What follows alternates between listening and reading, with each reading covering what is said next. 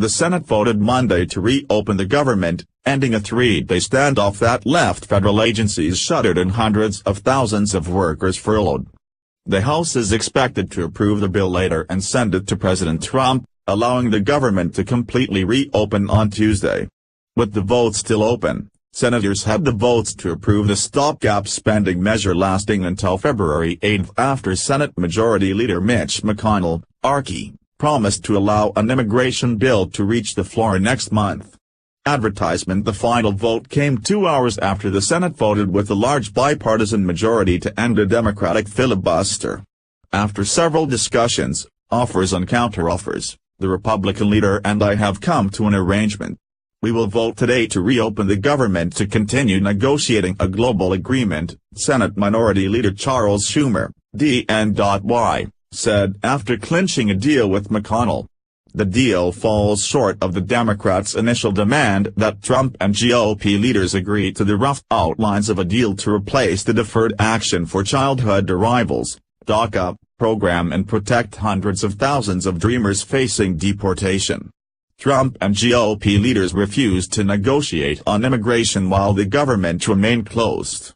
Schumer said McConnell has committed that if negotiators fail to reach an immigration deal before the stopgap spending measure expires on February 8, the Senate will immediately proceed to consideration of legislation to protect Dreamers. Schumer said McConnell has promised Democrats that immigration debate will be neutral and fair to all sides. Now there is a real pathway to get a bill on the floor and through the Senate. It is a good solution and I will vote for it, Schumer said.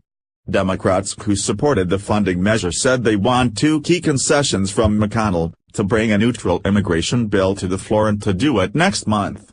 The bill also includes a 6-year funding extension for the Children's Health Insurance Program, a critical priority for members of both parties.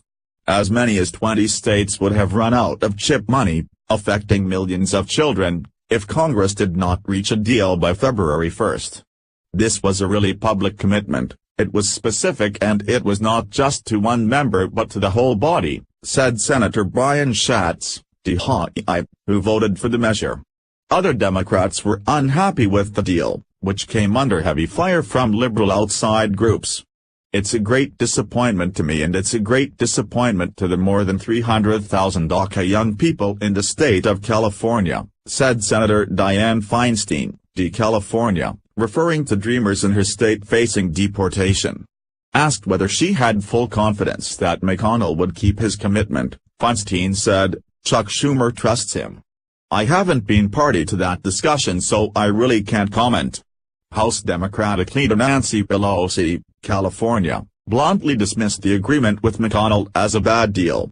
I don't see that there's any reason, I'm speaking personally and hearing from my members, to support what was put forth, she told reporters. Liberal groups accuse Democrats of caving. It's official, Chuck Schumer is the worst negotiator in Washington, even worse than Trump, Credo political director Mersh Zalid said in a statement. Any plan to protect Dreamers that relies on the word of serial liars like Mitch McConnell, Paul Ryan or Donald Trump is doomed to fail. Several senators seen as potential White House candidates for the Democratic Party in 2020 voted against the funding bill, including Sens. Cory Booker, NJ, Bernie Sanders, IVT, Elizabeth Warren, D-Mass, Kirsten Gillibrand, NY, and Kamala Harris, California. The 3-week bill is identical to a month-long House bill that Democrats blocked on Friday night. Only 5 Democrats backed that measure, with 4 Republicans joined Democrats in objecting. In the end, however, Democrats worried they lacked an endgame for ending the shutdown and were suffering political damage as Republicans hammered them for holding government funding hostage. A nationwide CNN poll conducted by SSR showed the Democrats' lead on the generic ballot has shrunk to only a 5-point advantage. The poll was conducted last week before the shutdown began on Friday. Democrats can claim a small measure of victory from McConnell's promise to bring an immigration bill to the floor next month and allow an open amendment process. But there's no assurance that the House will take up the immigration legislation. Earlier Monday, Democrats said they could not feel assured that McConnell would hold up his bargain after he promised moderate Republicans Sen. Susan Collins, Maine, during the tax reform debate to pass legislation shoring up the individual insurance market before the end of the year. That bill is still in limbo. McConnell also promised Sen. Jeff Flake, R. Arizona, according to Flake's version of events, that he would bring DACA legislation to the floor in January, something that has yet to happen and doesn't appear likely at this point. Collins told reporters before the vote that Democrats wanted stronger assurances.